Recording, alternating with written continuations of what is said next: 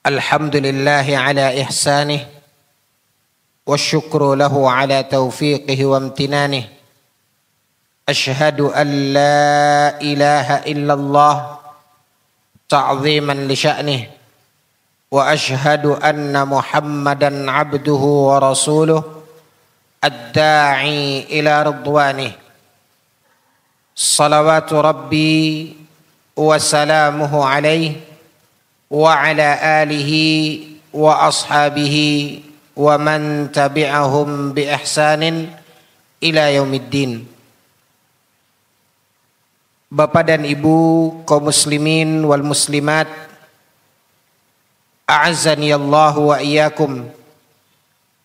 Puji dan syukur kita munajatkan kehadirat Allah Subhanahu wa taala.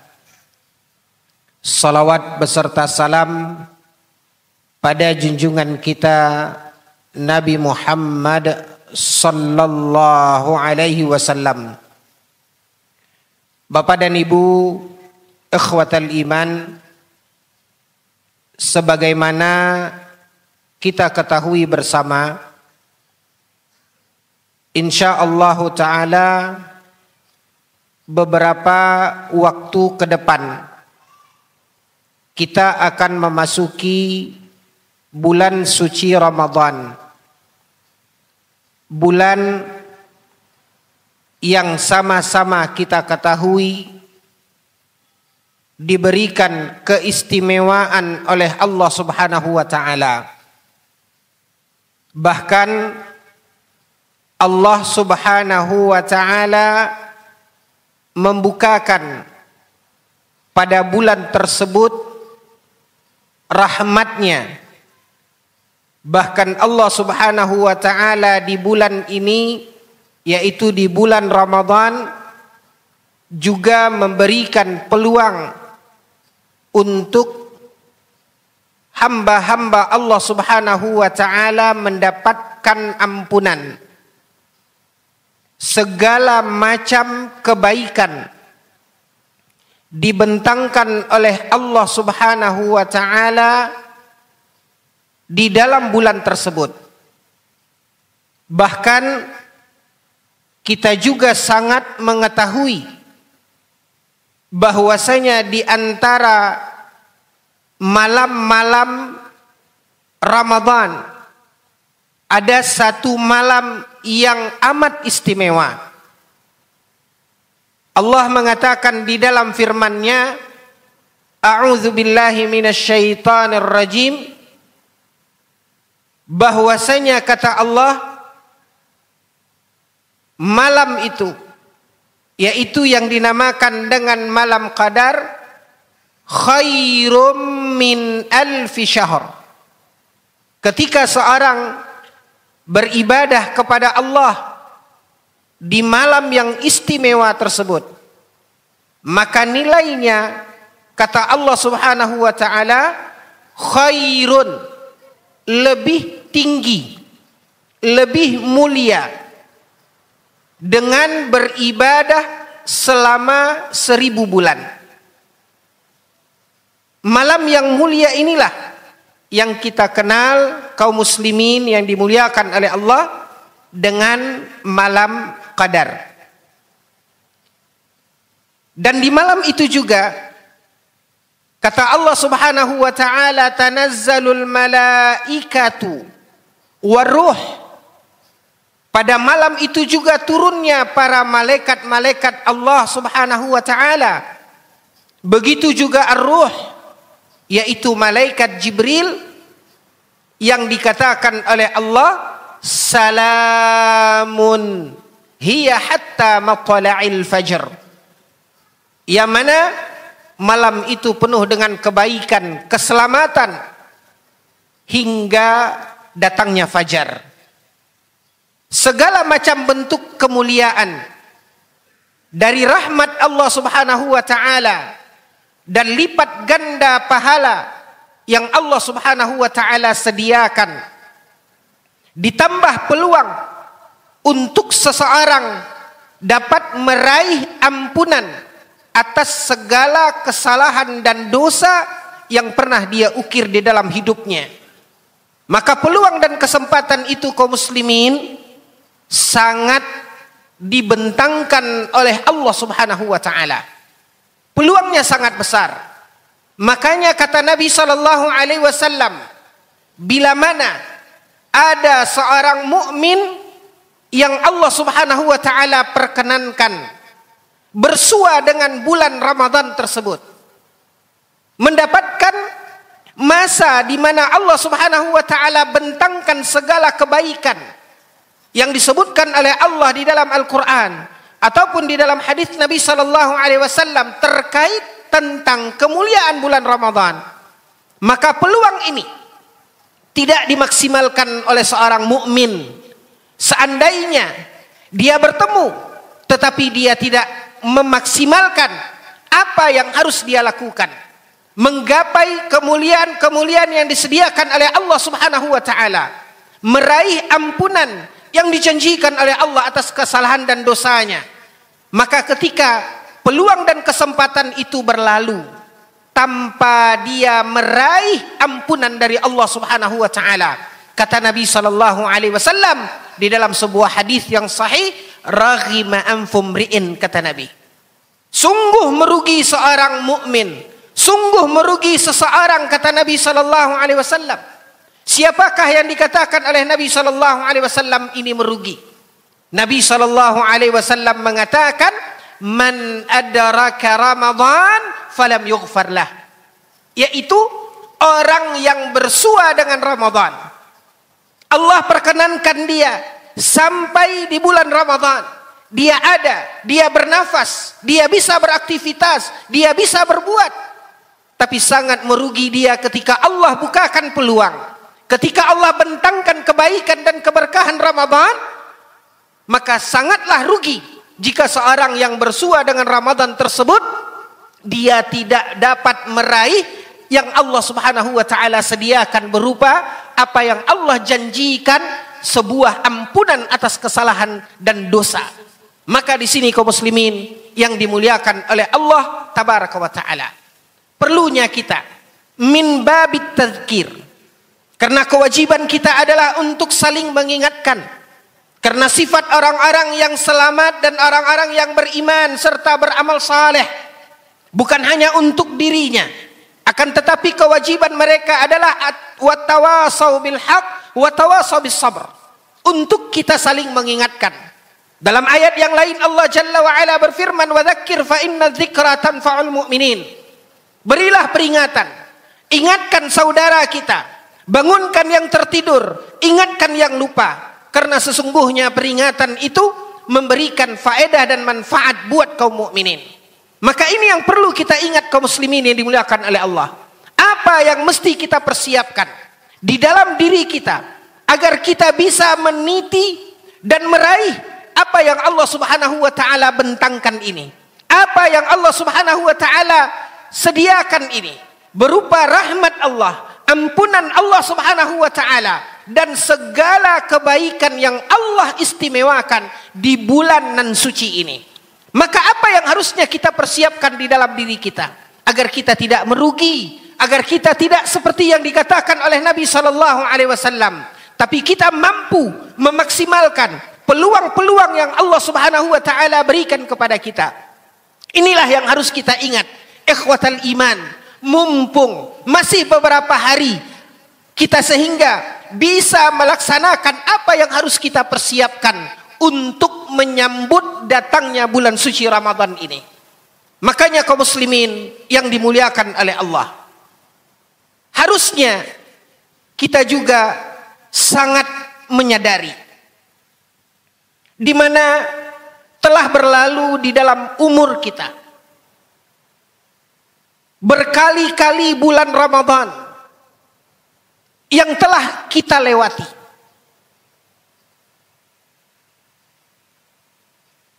Sejak ketika kita memahami dan mengetahui, kita pun melaksanakan ikhwatal iman apa yang kita dapatkan, baik itu dari bimbingan orang tua kita, guru-guru kita, dengan kita melaksanakan ibadah di setiap Ramadan yang selalu kita lewati. Mulai daripada ibadah siam sampai kepada ibadah qiyam. Namun ikhwatal iman, apa yang kita lewati tersebut dari ibadah-ibadah yang kita jalankan, dari ibadah siam, puasa yang disyariatkan oleh Allah Subhanahu wa taala, sampai ibadah qiyam pada malam harinya. Maka kaum muslimin yang dimuliakan oleh Allah, ada sebuah ungkapan yang dikatakan oleh para ulama, di mana pentingnya setiap ibadah ketika kita jalankan dengan apa yang Allah Subhanahu wa taala syariatkan. Dan kita sangat menyadari bahwasanya di dalam setiap ibadah untuk mendapatkan apa yang dijanjikan oleh Allah Subhanahu wa taala, Imam Ibnu Qayyim Al-Jauziyah menyebutkan bahwasanya di dalam setiap ibadah di situ ada yang dinamakan dengan mabda, dan di situ ada yang disebut dengan al-ghayah. Yang dimaksudkan oleh para ulama seperti dijelaskan oleh Imam Ibnu Qayyim Al-Jauziyah, kembali kepada apa yang dicontohkan dan disebut oleh Nabi sallallahu alaihi wasallam terkait tentang ibadah yang akan kita jalankan di bulan suci Ramadan ini. Nabi sallallahu alaihi wasallam bersabda di dalam sebuah hadis yang sahih. Kata Nabi sallallahu alaihi wasallam, "Man shama Ramadhana imanan wa ihtisaban, ghufira lahu ma taqaddama min dhanbi." Dalam riwayat yang lain, Nabi sallallahu alaihi wasallam bersabda, kata Nabi, "Man qama Ramadhana imanan wa ihtisaban, ghufira lahu ma taqaddama min dhanbi." Dalam hadis ini kaum muslimin yang dimuliakan oleh Allah tabaraka wa taala, ketika Nabi menyebutkan dua bentuk ibadah yang disyariatkan oleh Allah, yang semua kita tahu bahwasanya ketika seseorang menjalankan ibadah tersebut, dia akan memperoleh apa yang Allah Subhanahu wa taala sediakan berupa rahmat Allah dan ampunan. Namun Nabi sallallahu alaihi wasallam mengatakan, dari apa yang dilakukan oleh seorang di dalam ibadah yang Allah Subhanahu wa taala syariatkan, seperti seseorang shama, berpuasa, atau qama, melaksanakan ibadah qiyam, salat malamnya, maka kata Nabi sallallahu alaihi wasallam, orang yang melaksanakan ibadah tersebut, baik ibadah qiyam ataupun ibadah siam, mestilah kata Nabi sallallahu alaihi wasallam, jika dia menginginkan apa yang Allah Subhanahu wa taala sediakan, apa yang Allah Subhanahu wa taala akan berikan berupa ampunan, maka Nabi sallallahu alaihi wasallam mengatakan, mestilah di dalam ibadahnya tersebut ada yang namanya imanan dan ada yang disebut dengan ihtisaban. Dua hal inilah Bapak dan Ibu yang dimuliakan oleh Allah, yang disebutkan oleh Imam Ibnu Qayyim Al-Jauziyah, apa yang harusnya kita perhatikan di setiap ibadah yang kita laksanakan, agar apa yang Allah Subhanahu wa taala siapkan ketika seseorang melaksanakan itu dengan baik dan benar, maka dia akan dapat meraihnya. Inilah yang disebut dengan mabda, dasar di dalam setiap amalan. Sebagaimana juga di dalam sebuah ayat Allah Subhanahu wa taala berfirman. Ketika Allah mengatakan, "Man 'amila salihan," kata Allah. Di dalam salah satu ayat Al-Qur'an, Allah mengatakan, "Man 'amila salihan," kata Allah. Orang yang melaksanakan amal saleh. Apapun bentuk dari amal saleh yang Allah Subhanahu wa taala syariatkan. Min dzakarin au untha. Baik laki-laki ataupun perempuan. Lalu Allah Subhanahu wa taala katakan, laki-laki ataupun perempuan yang melaksanakan amal saleh wa huwa mu'min. Allah mengatakan laki-laki dan perempuan yang melaksanakan amal saleh tersebut, di mana amal salehnya dilandasi dengan keimanan. Maka Allah Subhanahu wa taala mengatakan, "Falanuhyiyannahu hayatan thayyibah." Ini ganjaran yang Allah Subhanahu wa taala sediakan, buah dari amal saleh bila mana dikerjakan oleh seorang mukmin. Namun Allah Subhanahu wa taala mengatakan, ganjaran dan buah dari amal saleh ini, yaitu berupa janji Allah ketika Allah berjanji akan memberikan kepadanya kehidupan yang baik. "Walanuhyiyannahu hayatan thayyibah walanajziyannahum bi ahsani ma kanu ya'malun." Begitu juga pahala yang disediakan oleh Allah Subhanahu wa taala jauh lebih besar dari apa yang telah mereka lakukan.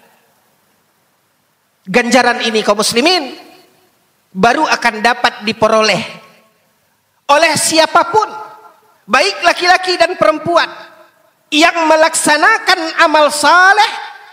Nabi SAW juga menyebutkan hal yang sama. Orang yang mengerjakan amal saleh, mestilah kata Allah Subhanahu wa taala, seperti yang dikatakan oleh Nabi di dalam hadis tadi. Di dalam ayat Allah mengatakan, "Wa huwa mu'min." Di dalam hadis Nabi SAW mengatakan, "Man sama." Ini salah satu bentuk amal saleh.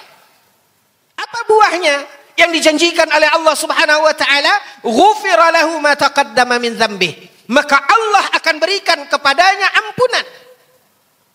Namun kaum muslimin yang dimuliakan oleh Allah, Nabi SAW menyebutkan dalam hadis ini bahwasanya ibadah puasa yang dijalankan barulah akan berbuah ampunan dari Allah atas semua kesalahan dan dosa, adalah ibadah puasa yang didasari dengan keimanan.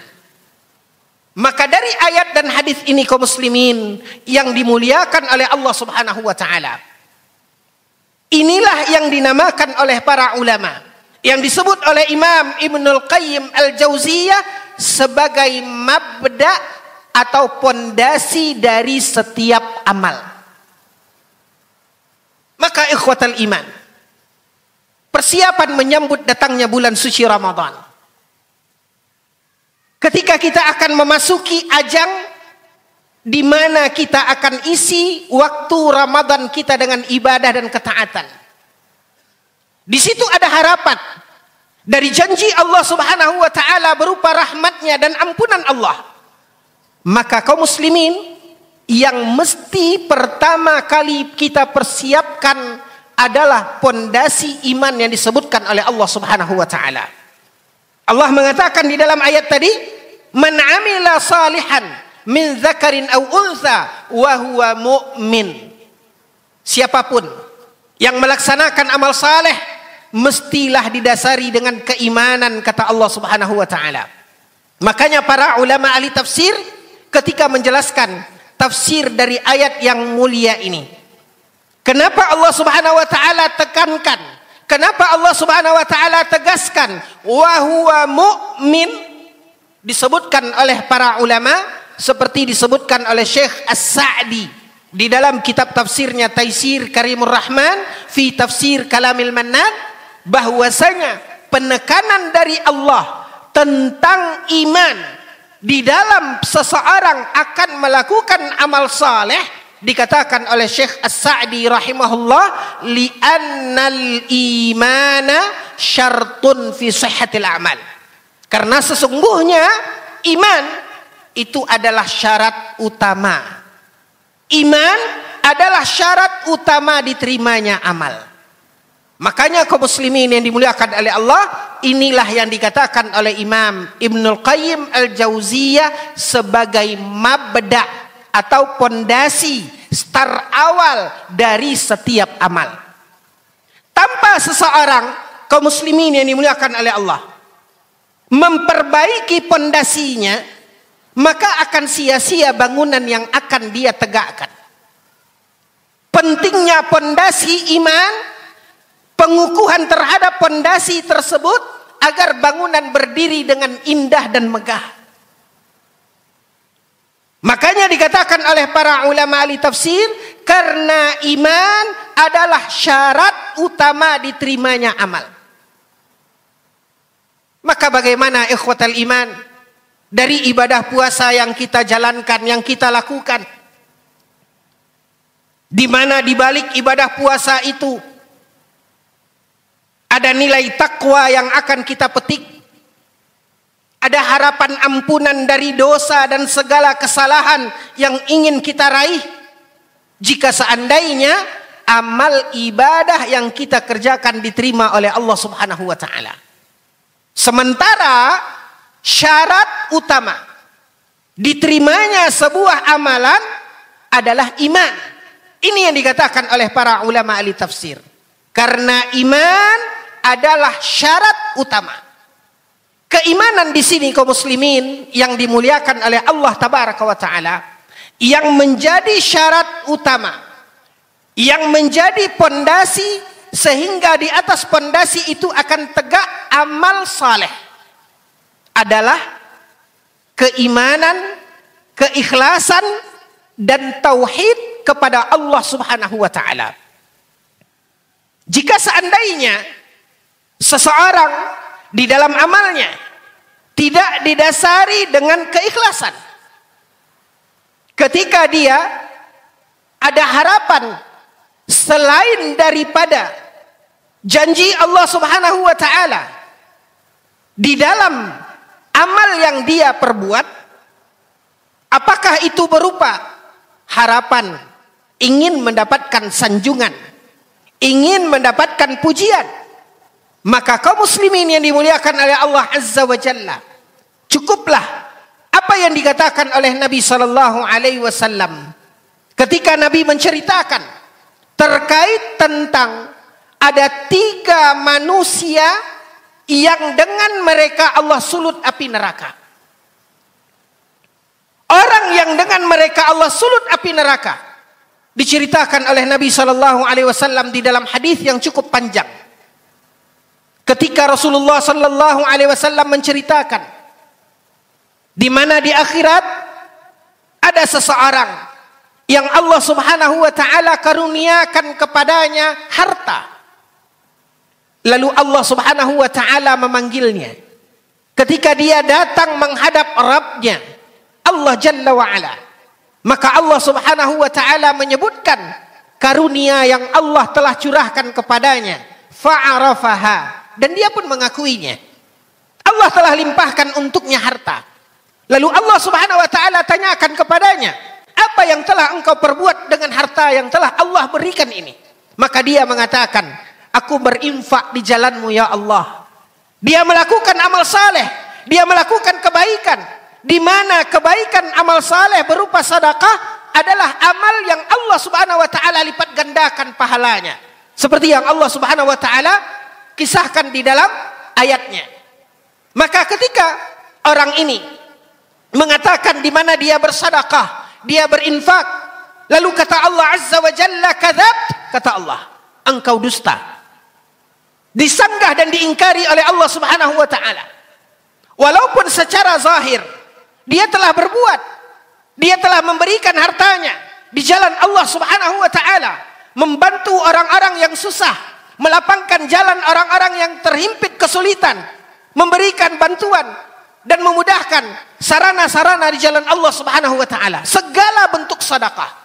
Tapi ketika dia katakan, dia habiskan hartanya untuk sedekah, kata Allah, kadzabta, dusta. Lalu kaum muslimin yang dimuliakan oleh Allah, Allah Subhanahu wa taala mengatakan, Allah Subhanahu wa taala menyingkap apa yang selama ini tersembunyikan. Di mana kata Allah Subhanahu wa taala, Allah katakan bahwasanya engkau membelanjakan hartamu di jalan Allah Azza wa Jalla hanyalah karena engkau mengharapkan orang-orang memuji dan menyanjungmu. Wa qad qil, dan sanjungan itu telah engkau dapatkan. Inilah bentuk kaum muslimin yang dimuliakan oleh Allah. Ketika seseorang beramal, dia tidak memperbaiki dasar amalnya. Dia tidak memperbaiki imannya. Dia tidak memperbaiki keikhlasan dan niatnya. Dan dia tidak memperbaiki akidah dan tauhidnya. Maka akan sia-sia. Maka kemudian kata Nabi SAW, setelah Allah singkap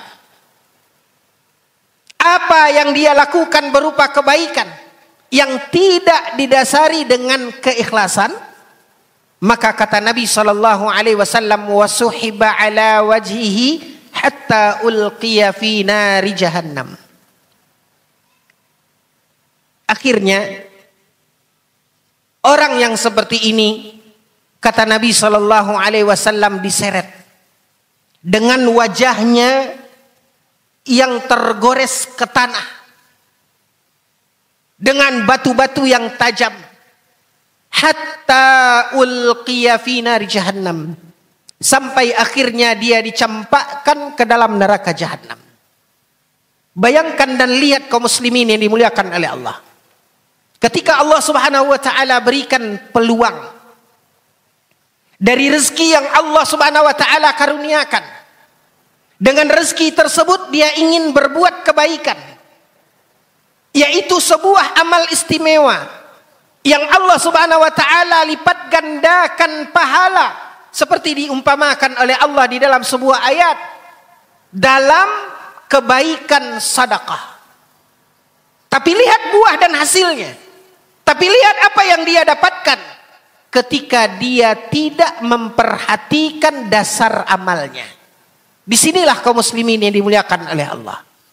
Salah satu persiapan sebelum kita memasuki ajang untuk meraih kebaikan dan keberkahan Ramadan yang sangat utama sekali, ikhwatal iman, adalah bagaimana kita memperbaiki dasar ibadah kita, berupa keimanan, berupa keikhlasan, dan berupa akidah dan tauhid kepada Allah Subhanahu wa taala yang sempurna. Karena sesungguhnya kaum muslimin yang dimuliakan oleh Allah, belum tentu setiap apa yang diamalkan oleh seseorang dari amal baik, kita tidak mengingkari yang dia lakukan itu baik. Bisa saja dia melakukan ibadah puasa, bisa saja dia melakukan ibadah qiyam, dan apapun seperti sedekah yang diceritakan oleh Allah Subhanahu wa taala di dalam ayat, di dalam yang diceritakan oleh Nabi SAW di dalam hadisnya. Tapi kaum muslimin, ketika tidak adanya pondasi tadi, tidak terpenuhinya syarat utama ini, maka itu akan menjadi hal yang sia-sia. Makanya kaum muslimin yang dimuliakan oleh Allah, ingat di dalam ayat yang lain, ketika orang-orang yang dahulu di kehidupan dunia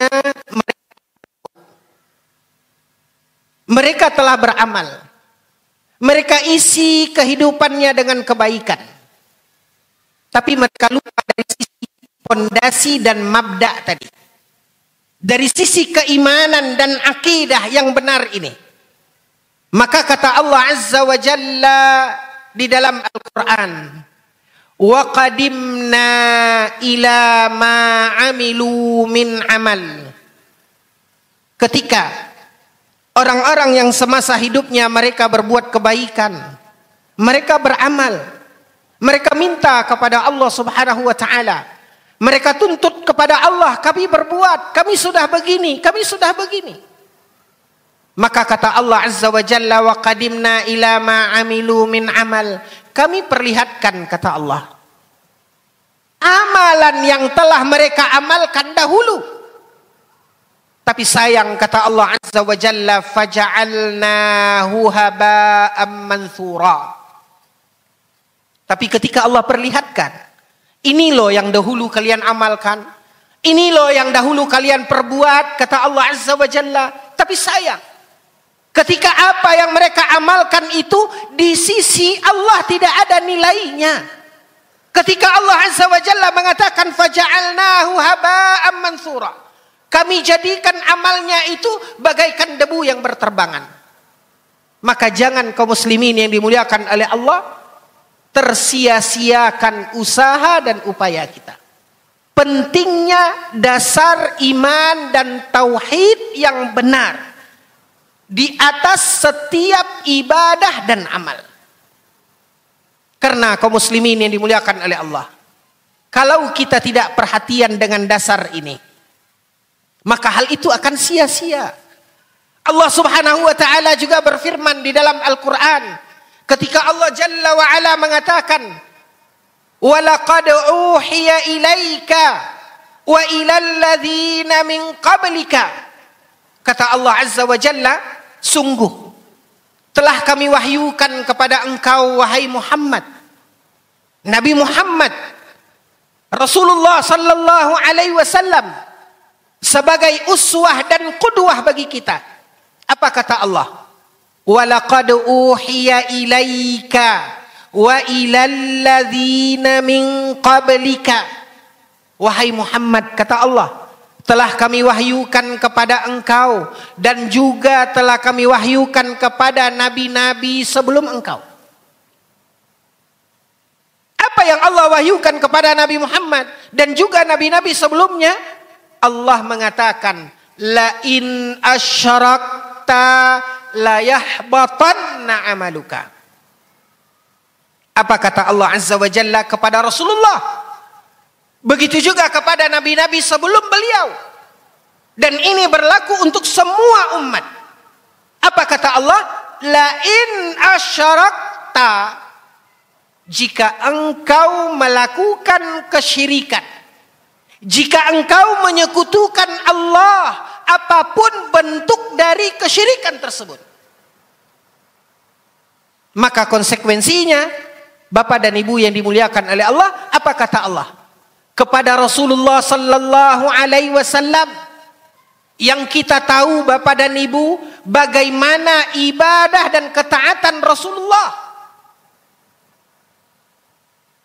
Di dalam salatnya saja Rasulullah sallallahu alaihi wasallam diceritakan oleh Ummul Mukminin Aisyah radhiyallahu anha, saking panjang dan lamanya salat malam Nabi, hatta warima qadamah, sampai bengkak kedua tumit beliau. Begitu ibadah Nabi sallallahu alaihi wasallam. Belum lagi kita melihat ibadah-ibadah yang lain. Lihatlah bagaimana sedekah Nabi. Ketika Nabi bersedekah, memberikan bantuan, sampai ada seseorang ketika dibantu oleh Nabi, diberikan oleh Nabi pemberian kepada orang tersebut berupa sejumlah kambing yang banyak. Lalu orang yang diberi oleh Nabi ini membawa kambing-kambing ini kembali ke kampungnya. Begitu dia masuk ke kampungnya, dia berteriak. Dia mengatakan, "Ya kaum, aslimu. Wahai kaumku, mari masuk Islam. Fa inna Muhammadan a'ta ata'an man la yakhaful faqr." Karena kalau Muhammad memberi, dia memberi dengan pemberian orang yang tidak takut miskin. Begitulah sedekah Nabi sallallahu alaihi wasallam. Begitulah pemberian Nabi, begitulah kebaikan Nabi. Tapi kaum muslimin yang dimuliakan oleh Allah Azza wa Jalla, bagaimanapun amal Nabi yang tadi, Salatnya sampai bengkak kedua tumit Nabi, saking lama dan panjangnya. Sedekah Nabi, lihat bagaimana orang yang diberi oleh Nabi mengatakan, Nabi kalau memberi itu semua diberi, seperti seorang yang tak takut miskin. Maka kaum muslimin yang dimuliakan oleh Allah, dari amal Nabi yang begitu banyak dan hebat, apa kata Allah Azza wa Jalla? Allah mengatakan, la in asyrakta la yahbatanna amaluka. Jika engkau melakukan kesyirikan, apapun bentuk kesyirikan itu Bapak dan Ibu, maka Allah mengatakan la yahbatanna amaluka, maka akan sia-sia amalmu. Di sini Bapak dan Ibu yang dimuliakan oleh Allah, apalah artinya ketika hari yang mulia, hari yang istimewa, kita isi dengan ibadah dan ketaatan di siang sampai malam harinya. Kita isi dengan sedekah dan yang lain sampai bacaan Al-Qur'annya. Bapak dan Ibu yang dimuliakan oleh Allah, apalah nilai di sisi Allah kalau seandainya akidah kita masih rusak. Kalau seandainya hati kita masih penuh dengan noda-noda kesyirikan, apapun bentuk dari kesyirikan itu. Maka ikhwatal iman, sambutlah Ramadan bukan hanya berupa euforia kita untuk melaksanakan ibadah, mulai dari ibadah puasa sampai ibadah qiyamnya, bukan hanya itu. Tapi yang sangat lebih penting dan lebih utama adalah bagaimana kita mempersiapkan mabda'nya, yaitu berupa iman dan tauhid kita. Karena iman adalah syarat utama diterimanya amal. Karena tauhid apabila hilang dari diri kita, maka ini menyebabkan ibadah apapun yang kita lakukan akan sia-sia. Setinggi apapun, sekuat apapun, maka ini tidak ada nilainya di sisi Allah Subhanahu wa taala. Ini yang harus kita camkan, ikhwatal iman.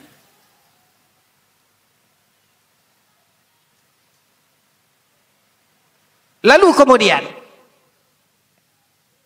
apa yang dijanjikan oleh Allah?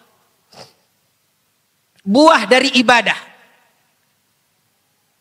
Ibadah yang akan kita jalankan di bulan Ramadan. Baik ibadah siyam maupun ibadah qiyam. Nabi SAW tadi mengatakan di dalam hadis yang kita bacakan, Man sama Ramadana imanan. Orang yang berpuasa didasari dengan keimanan. Ini mabda' tadi. Ini dasar tadi. Yang harus kita benarkan, yang harus kita kokohkan. Lalu kemudian kata Nabi sallallahu alaihi wasallam, wahtisaban. Ini dia al-ghayah. Ini dia harapan yang ingin kita raih dari amal tersebut. Mengharap ridha Allah Subhanahu wa taala. Bukan hanya Bapak dan Ibu yang dimuliakan oleh Allah, bukan hanya sekedar rutinitas yang kita jalankan tanpa makna dan tanpa tujuan. Maka poin ini kaum muslimin, poin yang harus menjadi persiapan utama di dalam ketika kita menyambut datangnya bulan suci Ramadan. Yang penuh dengan ibadah dan ketaatan. Yang penuh dengan janji-janji Allah Subhanahu wa taala. Makanya kaum muslimin, para ulama menjelaskan, dan di antaranya seperti untayan nasihat dari Syekh Abdul Aziz bin Abdullah bin Baz rahimahullahu taala, ketika kaum muslimin meminta nasihat kepada Syekh rahimahullah tentang momen menyambut datangnya bulan suci Ramadan. Maka Syekh Abdul Aziz bin Abdullah bin Baz rahimahullahu taala menyebutkan, di antara nasihat beliau, pertama, hendaklah kita memperbaharui taubat kita dengan taubat yang nasuha atas kesalahan dan dosa yang mungkin pernah kita perbuat di dalam hidup. Dengan kita memperkokoh keimanan dan keyakinan serta tauhid kita kepada Allah. Karena ini adalah dasar, seperti yang tadi kita jelaskan.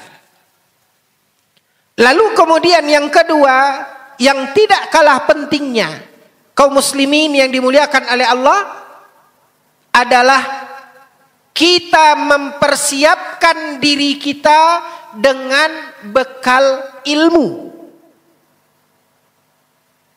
Apa yang menjadi tuntunan dan ketentuan di dalam ibadah yang kita akan laksanakan. Bukan hanya kaum muslimin, kita menjalankan itu berdasarkan ikut-ikutan. Tapi bagaimana seseorang mesti menjalankan ibadah dan ketaatan berdasarkan tuntunan, yaitu tuntunan dalam Al-Quran dan hadis Nabi Sallallahu Alaihi Wasallam. Maka di sini kaum muslimin, pentingnya kita juga mempersiapkan bekal ilmu kita. Mari kita mempelajari lebih dalam ketentuan-ketentuan dan syarat dari ibadah yang akan kita laksanakan. Maka intinya kaum muslimin yang dimuliakan oleh Allah, para ulama menasehatkan. Karena Allah Subhanahu wa taala memerintahkan kepada kita untuk beribadah. Maka Allah Azza wa Jalla telah memilihkan untuk kita orang yang Allah jadikan sebagai uswah dan qudwah, panutan. Makanya Rasulullah sallallahu alaihi wasallam di dalam setiap ibadah Bapak dan Ibu, Nabi sallallahu alaihi wasallam mengatakan, "Man amila amalan laisa alaihi amruna fahuwa raddun." Kata Nabi sallallahu alaihi wasallam, barang siapa yang melakukan satu amal yang tidak sesuai dengan tuntunan dari kami, kata Nabi, maka Nabi Sallallahu Alaihi Wasallam mengatakan fahuwa raddun, maka amalnya tersebut tertolak. Disinilah pentingnya Bapak dan Ibu yang dimuliakan oleh Allah, kita untuk mencari tahu,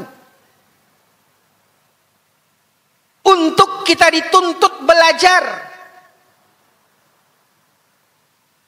Bagaimana puasanya Rasulullah? Seperti apa Rasulullah di dalam ibadahnya? Perlunya kita mempelajari lebih dalam, mempelajari tuntunan dari Nabi kita yang mulia. Makanya Rasulullah Sallallahu Alaihi Wasallam, Bapak dan Ibu, di dalam satu ibadah, seperti misalnya ibadah salat, apa kata Nabi Sallallahu Alaihi Wasallam? Sallu kama ra'aitumuni usalli, kata Nabi. Nabi mengatakan, salatlah sebagaimana engkau melihat aku salat. Bagaimana kita salat? Kita tidak melihat Nabi. Bagaimana kita salat seperti kita melihat Nabi sementara kita tidak melihat Nabi?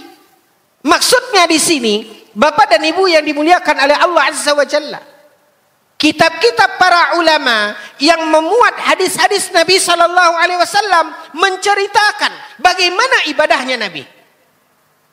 Bila kita baca hadis-hadis tentang salat Nabi, akan tergambar, akan terbayang bagaimana Nabi takbir, bagaimana Nabi ruku, bagaimana Nabi sujud, semua tergambar. Maka intinya Bapak dan Ibu yang dimuliakan oleh Allah, kalaulah kita mau Kalaulah kita mau untuk belajar, membaca dan mempelajari hadis-hadis Nabi Sallallahu Alaihi Wasallam, akan tergambar, Pak, akan terlihat, akan jelas bagaimana salatnya Nabi. Nah, permasalahannya Bapak dan Ibu yang dimuliakan oleh Allah, kesadaran kita untuk ilmu ini yang masih kurang. Keinginan kita untuk mencari tahu itu yang belum tumbuh. Ini masalahnya. Nabi sallallahu alaihi wasallam mengatakan, "Shallu kama ra'aitumuni usalli." Salatlah sebagaimana engkau melihat aku salat. Artinya, Bapak dan Ibu, di dalam hal ini Nabi mengajak kita agar kita mencontoh bagaimana ibadah Nabi. Maka salatlah sebagaimana Nabi salat. Berpuasalah sebagaimana Nabi berpuasa. Maka ini butuh ilmu, butuh belajar, siapkan diri kita. Permasalahannya Bapak dan Ibu yang dimuliakan oleh Allah, keinginan kita yang masih kurang. Kita selalu berdalih untuk belajar, untuk duduk mengupas dalil-dalil yang menceritakan tentang bagaimana ibadah Nabi. Kita sering berdalih karena kesibukan kita. Kita sering berdalih karena kita tidak punya waktu, tidak sempat. Bapak dan Ibu, apakah orang-orang yang belajar, yang duduk mengaji adalah pengangguran semua sehingga mereka punya waktu? Enggak. Siapapun akan sibuk di dalam hidupnya, Pak, Ibu. Tinggal kita bagaimana menumbuhkan kesadaran akan kebutuhan kepada ilmu. Sebagai penutup, Bapak dan Ibu yang dimuliakan oleh Allah, Nabi Shallallahu Alaihi Wasallam menceritakan di dalam hadis yang dikeluarkan oleh Imam Al-Bukhari, menceritakan perjalanan kematian yang akan dialami oleh semua manusia. Telah dialami dan dilalui oleh orang-orang yang telah mendahului kita, dan satu saat kita akan menyusul mereka. Nabi Shallallahu Alaihi Wasallam mengatakan dalam hadis yang dikeluarkan oleh Imam Al-Bukhari dari hadis yang diriwayatkan oleh sahabat Nabi Barra bin Azib. Apa kata Nabi Shallallahu Alaihi Wasallam ketika seseorang telah dibaringkan di dalam lahatnya? Orang-orang yang tadi datang menguburkannya mulai pelan-pelan menimbun lubang kuburnya. Setelah mereka mengantarkan orang yang baru wafat ini ke dalam kuburnya, dan ketika orang-orang yang datang tadi menguburkan akan pergi meninggalkannya, wa yusma'u qi'arani alihim, masih terdengar bunyi langkah mereka. Beberapa langkah mereka akan pergi meninggalkan kubur ini. Lalu kaum muslimin, apa kata Nabi Sallallahu Alaihi Wasallam? Dan Nabi la yantiqu anil hawa. Nabi tidak berbicara dengan hawa nafsunya. In huwa illa wahyu yuha. Apa yang disampaikan oleh Nabi adalah apa yang telah diwahyukan kepada beliau. Apa kata Nabi? Fayatihi malakan. Maka akan datang kepada orang yang meninggal tadi, yang baru saja dikubur, akan datang kepadanya dua malaikat. Lalu malaikat ini, kata Nabi Sallallahu Alaihi Wasallam, fatu'adur ruhu ila jasadih, maka dikembalikanlah ruh ke jasadnya. Wa yujlisanih, lalu malaikat tadi akan mendudukkannya.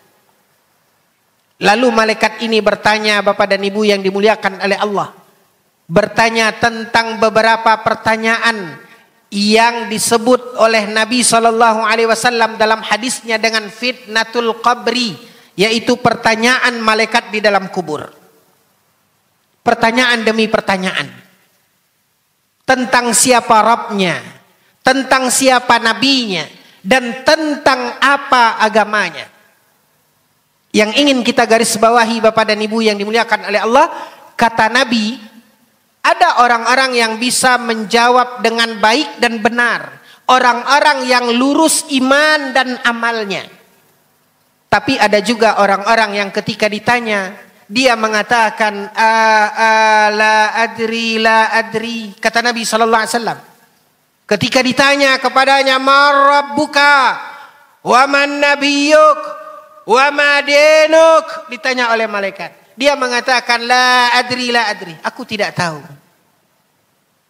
Lihat Bapak dan Ibu yang dimuliakan oleh Allah, apa yang akan ditanggung ketika seseorang tidak tahu.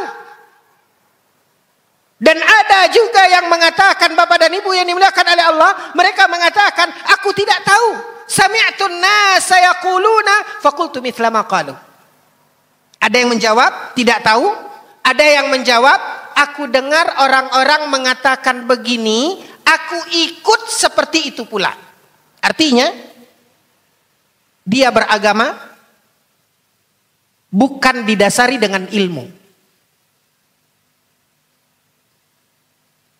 Seseorang hidup, dia tidak punya ilmu, makanya dia tidak tahu.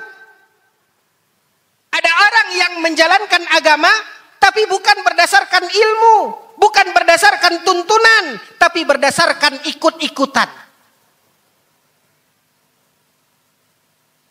Bapak dan Ibu yang dimuliakan oleh Allah, apakah malaikat akan menerima jawaban ini? Disitulah Nabi SAW mengatakan, Bapak dan Ibu yang dimuliakan oleh Allah, kata Nabi SAW, malaikat akan menghardiknya, malaikat akan marah kepadanya, dan malaikat mengatakan, ma daraita wa ma talait, engkau tidak tahu dan engkau tidak pernah mencari. Maka di sini Bapak dan Ibu, momentum masuknya bulan Ramadan ini, momen di mana kita akan membuka lembaran baru dalam hidup kita. Maka di situ sambutlah Ramadan, bukan dengan perayaan-perayaan, bukan dengan semarak yang tidak lepas dari hanya kegembiraan sesaat secara zahir. Tapi yang lebih tinggi nilainya Bapak dan Ibu adalah bagaimana kita menyambut bulan Ramadan dengan kesiapan iman kita. Ingat, itu adalah dasar. Itu adalah dasar sebagai pondasi dari amal kita, yang disebut oleh Imam Ibnul Qayyim sebagai mabda. Kemudian bagaimana kita mengamalkannya, bagaimana kita menjalankannya? Tentu Bapak dan Ibu yang dimuliakan oleh Allah, kita harus bercermin kepada tuntunan kita. Disitulah pentingnya kita lebih terus belajar, menggali apa yang telah diajarkan oleh Nabi SAW, agar amal yang kita lakukan dapat sesuai mencontoh apa yang telah diajarkan dan ditinggalkan oleh Nabi. Karena itulah ilmu, itulah yang harus terus kita pelajari Bapak dan Ibu yang dimuliakan oleh Allah. Mungkin sebagian kita mengatakan dan merasa bahwasanya dia tidak butuh ilmu, dia tidak butuh belajar. Ada yang mengatakan bahkan Bapak dan Ibu, janganlah nanti kalau tahu kita kalau tahu kita tidak kita amalkan, kita dosa. Biarlah tidak tahu. Kalau tidak tahu, Bu, ini cara berpikir yang salah. Ya. Lihat kondisi yang diceritakan oleh Nabi di alam kubur. Malaikat akan tanyakan kepada kita, kenapa kita tidak tahu? Bukankah kita disuruh mencari? Nah, itu dia masalahnya. Makanya Bapak dan Ibu, Ini hanya tidak lepas dari min babit tadzkir, untuk saling mengingatkan. Cari tahulah Bapak dan Ibu. Ya, sudahlah kita beralasan dengan sibuk. Di dalam hidup ini siapa yang tidak sibuk, Pak? Pegawai sibuk dengan pekerjaannya, pedagang sibuk dengan dagangannya. Jangan kira orang sakit tidak sibuk, Bu. Orang sakit sibuk dengan apanya? Orang gila sibuk tidak, Bu? Sibuk dengan apanya? Siapa yang tidak sibuk? Udah, ini semua hanya alasan yang tidak masuk di akal. Mari Bapak dan Ibu, awali langkah kita. Rasakan bahwasanya kita butuh. Kenapa? Karena Allah memerintahkan kepada kita. Allah suruh kita mencari tahu. Allah suruh kita tahu. Dan Allah suruh kita mencari tahu. Dan ingat, itu akan dipertanyakan kepada kita. Malaikat tidak akan menerima jawaban kita tidak tahu, saya tidak tahu. Makanya dikatakan oleh Nabi, malaikat menghardiknya, ma daraita wa ma talait. Engkau tidak tahu dan engkau tidak pernah mencari tahu. Makanya Bapak dan Ibu yang dimuliakan oleh Allah, lewat forum ini, mari kembali kita ke majelis ilmu. Kembali kita belajar. Mudah-mudahan Allah Subhanahu wa taala menjadikan akhir dari perjalanan hidup kita, terutama ketika kita akan memasuki bulan suci Ramadan ini. Mudah-mudahan ini adalah langkah yang baik untuk kita memperbaiki diri kita. Wallahu taala alam, wa sallallahu ala nabiyina Muhammad wa ala alihi wa sahbihi wasallim, walhamdulillahi rabbil alamin. Tadi dikatakan ada pertanyaan, Pak? Silakan.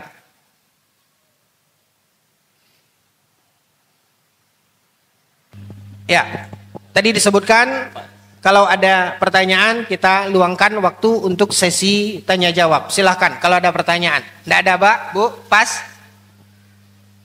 Ya, tafadhol.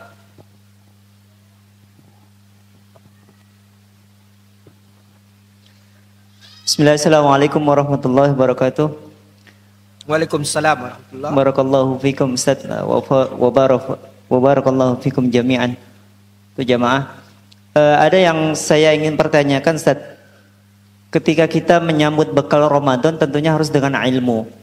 Sebagaimana tadi yang Ustaz sampaikan, apalagi tentang perkara ibadah. Man amila amila laisa alaihi amruna fahuwa radd. Man amila. Ya. Lanjut. Baik. Ini tentang perkara ibadah, Ustaz, harus mencontoh kepada Nabi Shallallahu Alaihi Wasallam. Kemudian kalau kita dalam hal di bulan Ramadan sering ingin menggembirakan, Ustaz, misal di awal Ramadan, menggembirakan misal anak-anak, ini bukan dalam artian kita ibadah, tapi misalnya kita buat obor, Ustaz. Misalnya di jalan nih kita bikin lentera gitu. Dalam hal perkara itu boleh enggak? Terima kasih, Ustaz. Ya, kaum muslimin yang dimuliakan oleh Allah Subhanahu wa taala. Kalau kita buat misalnya ya dalam Ramadan, ya kita buat sesuatu yang meriah, ya contoh seperti itu. Ya misalnya mau Ramadan dipasang obor. Ya, ini terlepas dari maksud dan tujuan obor tersebut. Ya, intinya ingin membuat senang. Ingin membuat orang juga merasakan beda ya aura Ramadannya, kan gitu. Bapak dan Ibu yang dimuliakan oleh Allah. Kemarin juga kita di kajian kita itu saya ingat, Pak, ada pertanyaan dari jamaah bahwasanya orang tuanya itu biasa menginginkan di sahur pertama itu, orang tua ini pengen sahur pertama sama siapa, Pak? Sama anak-anaknya berkumpul.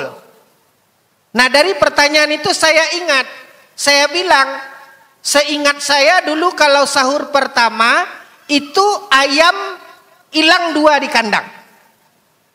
Kenapa? Karena orang tua ingin menyajikan sahur pertama itu hidangannya yang apa? Ndak maco kamaco aja tuh, Bu. Kan gitu. Hilang ayam 2. Gitu. Nah ini keistimewaan dan kegembiraan kaum muslimin menyambut Ramadan. Selama itu bukanlah bagian dari ibadah, Bapak dan Ibu, ya, Nabi kan tidak pernah gulai ayam sahur pertama, kan gitu. Ini bukan ibadah. Kita bicara tentang apa, Pak?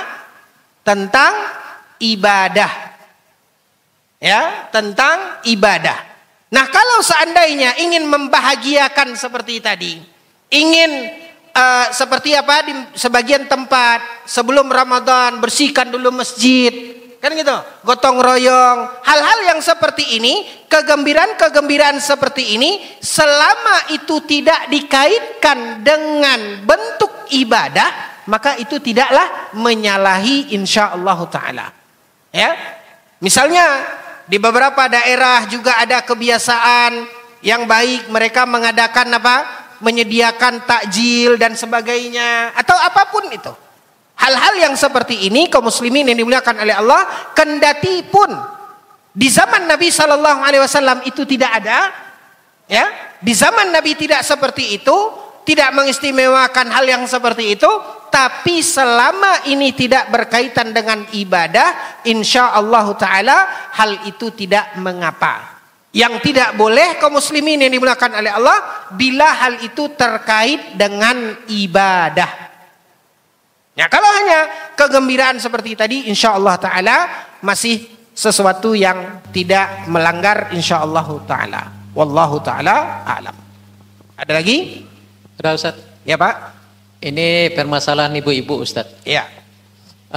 Di saat mau Ramadan masih punya utang puasa. Oke. Tetapi dia ini menderita mah, itu sakit asam lambung. Ya. Sehingga kalau dia bayar dengan puasa itu masih terkendala. Apakah boleh itu dengan fidyah atau gimana, Ustaz? Makasih. Baik. Bapak dan Ibu yang dimuliakan oleh Allah, orang yang memiliki uzur sehingga dia tidak bisa melaksanakan ibadah puasa, maka dia harus mengqadha. Dia harus mengganti puasa yang tertinggal itu dengan mengqadha puasanya, mengganti. Ya. Karena Allah Subhanahu wa taala berfirman di dalam Al-Qur'an, kata Allah, "Faman kana minkum maridan aw ala safarin fa'iddatum min ayyamin ukhar." Orang yang sakit atau orang yang dalam perjalanan sehingga dia tidak safar, ini uzur, boleh sehingga dia tidak puasa. Ini uzur yang membuat seseorang boleh untuk tidak berpuasa karena dia punya uzur. Maka apa konsekuensinya? Allah mengatakan di dalam Al-Qur'an, fa'iddatum min ayyamin ukhar. Maka hendaklah dia menggantinya di hari yang lain. Ini yang dinamakan dan disebut dengan qadha. Namun, Bapak dan Ibu, ada orang-orang yang tidak bisa mengqadha. Dia tidak bisa mengganti. Kenapa? Karena mungkin dia menderita penyakit yang bahasa ulama mengatakan la yurja bur'uh. Penyakit yang tipis harapan dia akan sembuh. Seperti tadi Bapak bilang, dia tidak mampu puasa. Kapan dia mau mengganti? Ya?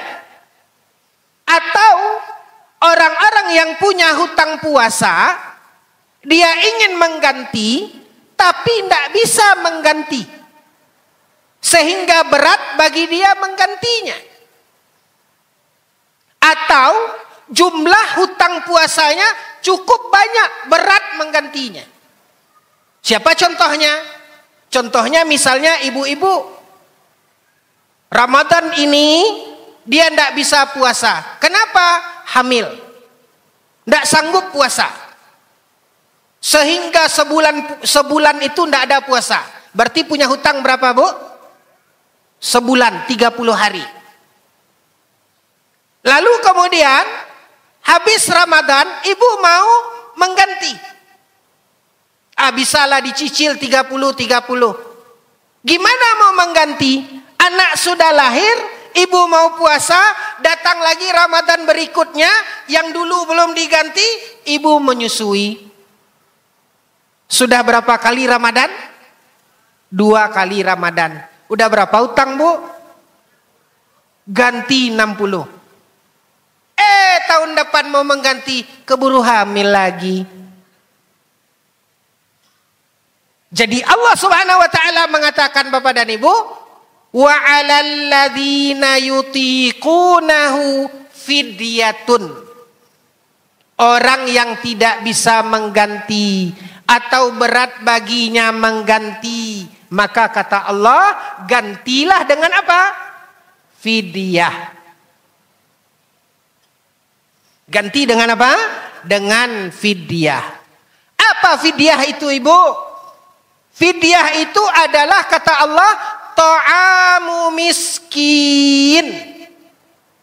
Bayar fidyah itu adalah memberi makan orang miskin, memberi makan orang miskin. Ya, hitung. Satu berapa hari puasa yang tertinggal, maka beri makan 1 orang miskin. Ganti dari 1 hari puasa. Berarti kalau 2 bulan 60, berarti beri makan 60 orang miskin. Wallahu ta'ala a'lam. Jadi seperti itu, Pak. Qadha, ya, mengganti puasa yang ditinggal. Bagi yang tidak bisa mengganti, baru kemudian beralih dari qadha kepada fidyah. Wallahu ta'ala a'lam. Ada lagi? Ustaz, nambahan pertanyaan untuk bayar fidyah ni, Ustaz. Apa boleh kita, misalnya kita bayar fidyah tu udah banyak, saya 3 bulan, tuan. Susah cari orang miskin 90 orang. Misalnya utang puasa itu banyak sana. Punya utang puasa banyak, oke. Orang miskin kita dapatkan sedikit. Boleh dengan orang-orang itu saja yang dikasih fidyah. Oh yang gitu. Kasih makan itu. Atau boleh nggak nasi bungkus atau beras atau kan bentuk makanan kan, bukan bentuk uang. Iya. Mohon penjelasan, Ustaz. Baik. Misalnya kita kenal dengan 10 orang miskin. 10 orang miskin. Sementara hutang puasa kita ada 30 misalnya. Lalu ke orang itu saja kita kasih, boleh apa tidak? Boleh. Ya, boleh. Nah, bagaimana cara memberi makan orang miskin tadi? Ada 3 cara disebutkan oleh Syekh Saleh Al-Fauzan hafizahullah ta'ala. Pertama, buatkan makanan seperti standar makan kita biasa. Lalu panggil mereka makan. Panggil yang 10 orang tadi. Iya, taruh sini. Ya, panggil 10 orang tadi. Kasih mereka makan, suruh mereka makan. Ya, lalu setelah mereka makan, bilang, besok kesini lagi ya. Kan gitu. Besok makan lagi. Sudah berapa? 20. Begitu mereka selesai, besok kesini lagi ya, besok terakhir ya. Nah, kan gitu. Berarti sudah berapa? Selesai. Ini cara pertama. Yang kedua, boleh juga kita dengan membeli nasi bungkus. Tentu Pak dengan standar yang biasa kita makan. Ya, kita beli nasi bungkus, kita bagi ke mereka. Itu juga boleh. Yang ketiga, kata Syekh Saleh Al-Fauzan, boleh juga dengan memberikan bahan makanan pokok sesuai dengan apa yang kita makan. Ya, misalnya apa makanan pokok kita, itu yang kita berikan. Seperti misalnya masyarakat kita, apa makanan pokok kita, Ibu? Ibu makan apa? Nggak ada Ibu yang makan beras. Makanan kita apa, Bu? Nasi. Boleh kita memberikan beras. Boleh kita memberi beras. Berapa ukurannya? Ukurannya kata para ulama nisfu sa'. Nisfu sa' ini, sa' itu adalah takaran untuk kita membayar zakatul fitri atau zakat fitrah. Nah, setengahnya Itu ukuran fidyah. Hanya saja kata Syekh Shalih Al Fauzan, kalau kita memberikan dengan beras, Bapak Ibu, maka dianjurkan kita menyertakan untuk lauk pauknya. Kenapa? Karena maknanya adalah memberi makan. Dan semiskin-miskin orang makan mesti pakai, nah kan gitu Bu. Makanya dianjurkan untuk apa? Kalau beri beras, jangan beras saja. Sertakan, misalnya dalam aplikasinya, Ibu masukkan beras setengah dari zakat fitrah.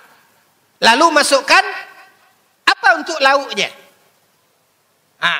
Mau telur, mau sarden, atau apa, terserah. Apalagi Indomie, kan gitu, bisa saja. Untuk lauknya. Jadi bisa dengan cara salah satu dari 3 hal ini seperti dijelaskan oleh Syekh Shalih Al Fauzan hafizahullahu ta'ala. Wallahu ta'ala a'lam. Bagaimana hukum kebiasaan sehari-hari atau beberapa hari sebelum Ramadan ziarah ke kubur dan mandi balimau?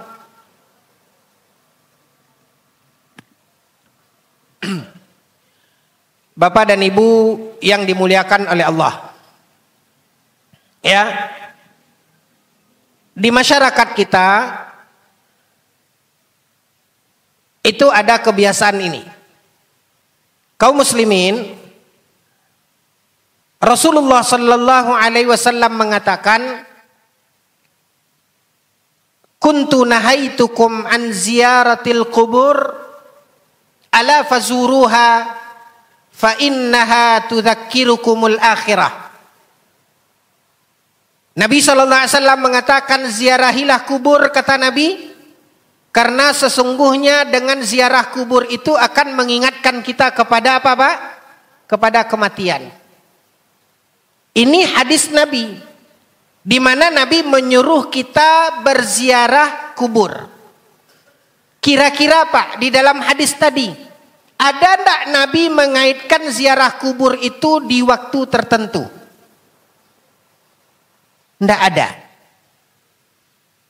Apa hubungan ziarah kubur dengan masuknya bulan Ramadan? Tidak ada satu dalil pun, Bapak dan Ibu yang dimuliakan oleh Allah, yang mengaitkan dan menghubungkan ziarah kubur dengan Ramadan. Tidak ada. Jadi perintah ziarah kubur bebas waktunya.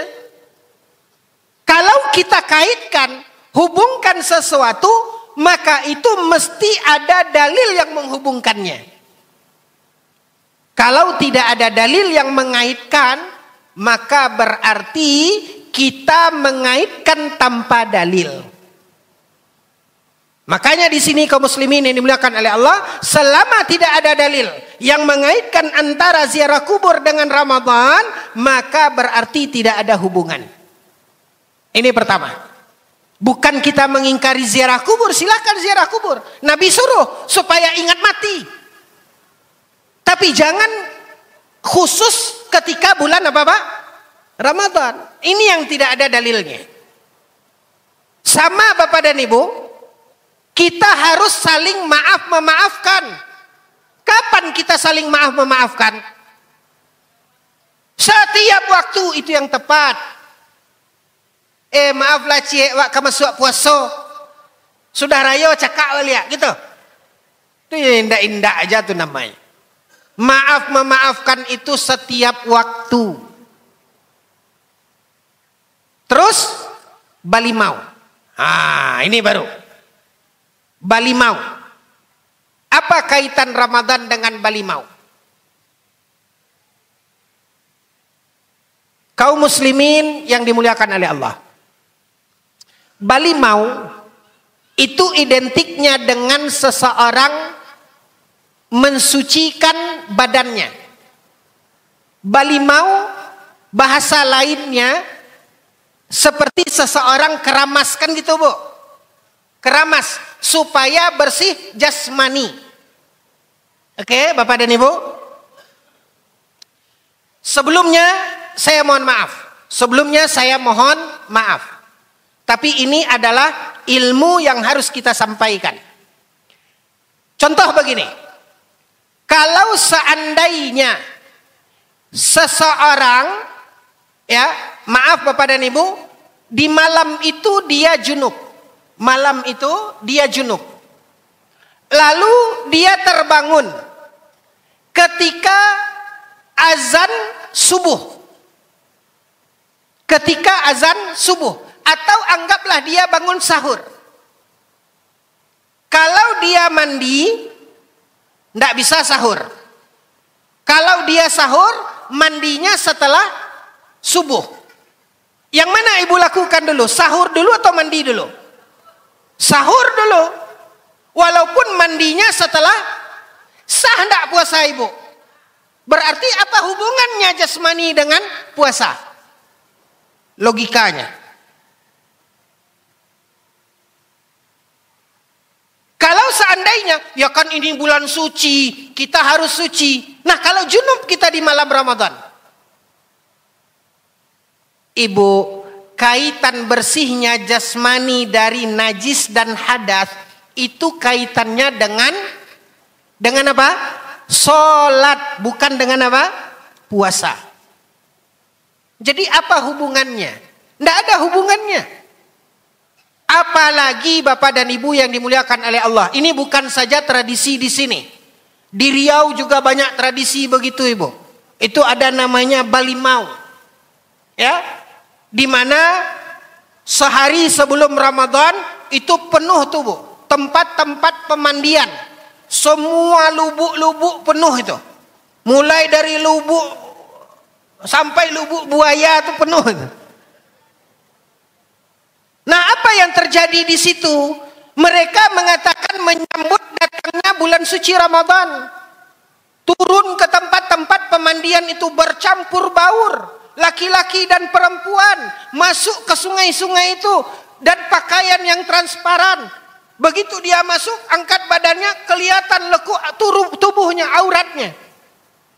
Makanya kalau kita lihat Bapak dan Ibu, kemungkaran yang terjadi di acara-acara Balimau tersebut, di tempat-tempat pemandian, terbukanya aurat, bercampur baur laki-laki yang bukan mahram. Saya pikir Ibu, ini lebih tepatnya Balimau atau Balunau.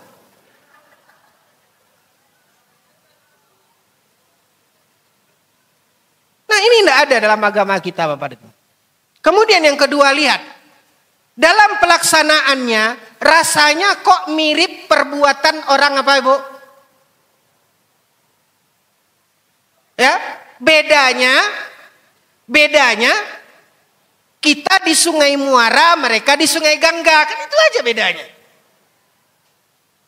Nabi SAW mengatakan, "Man tasyabbaha biqaumin fahuwa minhum." Barang siapa yang meniru-niru satu kaum, dia tidak beda dengan kaum itu. Nas'alullah as-salamata wal afiyah. Maka sambutlah Ramadan bukan dengan hal-hal seperti ini. Sambutlah Ramadan dengan meluruskan iman dan ilmu kita. Berharap kita kepada Allah Azza wa Jalla, semoga Allah memberikan taufik kepada kita dan memberikan kemudahan untuk kita dapat memaksimalkan ibadah dan ketaatan di dalam bulan Ramadan. Karena bisa jadi Bapak dan Ibu yang dimuliakan oleh Allah, kita tidak tahu umur, kita tidak tahu apa yang Allah telah tetapkan dalam ajal kita, kita tidak tahu. Bapak dan Ibu, bisa jadi Ramadan ini adalah Ramadan yang terakhir bagi kita. Mohon maaf atas segala kekhilafan dan kekurangan. Wassallallahu ala nabiyina Muhammad wa ala alihi wa sahbihi wasallim. Walhamdulillahi rabbil alamin. Wassalamualaikum warahmatullahi wabarakatuh.